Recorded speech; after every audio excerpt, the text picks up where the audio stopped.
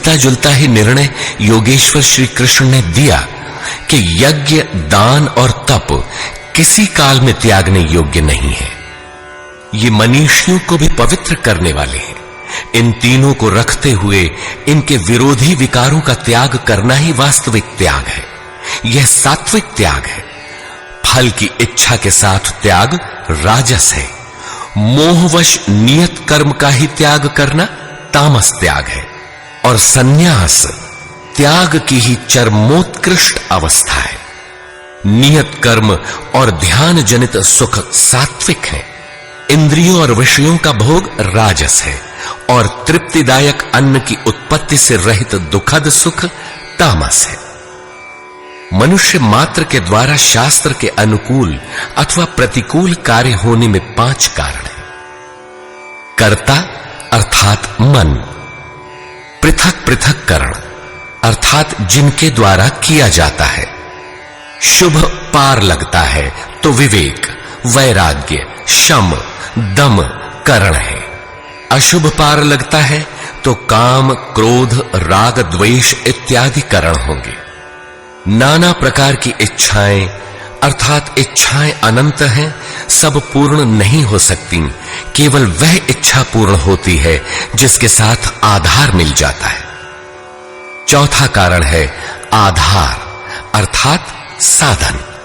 और 5वां हेतु है दैव अर्थात प्रारब्ध या संस्कार। प्रत्येक कार्य के होने में यही 5 कारण हैं। फिर भी जो कैवल्य स्वरूप परमात्मा को कर्ता मानता है वह मूल बुद्धि यथार्थ नहीं जानता, अर्थात भगवान नहीं करते, जबकि पीछे कह आए हैं कि अर्जुन तो निमित्त मात्र होकर खड़ा भर रहे, कर्ता धर्ता तो मैं हूं। अंततः उन महापुरुष का आशय क्या है? वस्तुतः प्रकृति और पुरुष के बीच एक आकर्षण सीमा है। जब तक मनुष्य प्रकृति में बरतता है तब तक माया प्रेरणा करती है, और जब वह इससे ऊपर उठकर इष्ट को समर्पित हो जाता है और वह इष्ट जब हृदय देश से रथी हो जाता है फिर भगवान करते हैं। ऐसे स्तर पर अर्जुन था, संजय भी था, और सबके लिए इस अर्थात कक्षा में पहुंचने का विधान है। अतः यहां भगवान प्रेरणा करते हैं। पूर्ण ज्ञाता महापुरुष, जानने की विधि और ज्ञेय परमात्मा, इन तीनों के संयोग से कर्म की प्रेरणा मिलती है। इसलिए किसी अनुभवी महापुरुष अर्थात सद्गुरु के सानिध्य में समझने का प्रयास करना चाहिए।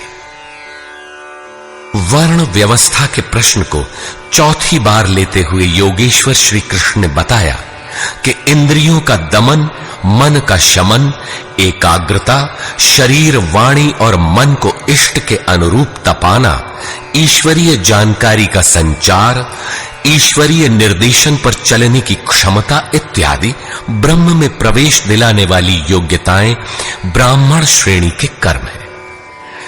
शौर्य, पीछे न हटने का स्वभाव, सब भावों पर स्वामी भाव, कर्म में प्रवृत्त होने की दक्षता क्षत्रिय श्रेणी का कर्म है। इंद्रियों का संरक्षण, आत्मिक संपत्ति का संवर्धन इत्यादि वैश्य श्रेणी के कर्म है, और परिचर्या शूद्र श्रेणी का कर्म है। शूद्र का अर्थ है अल्पज्ञ। अल्पज्ञ साधक जो नियत कर्म चिंतन में 2 घंटे बैठकर 10 मिनट भी अपने पक्ष में नहीं पाता।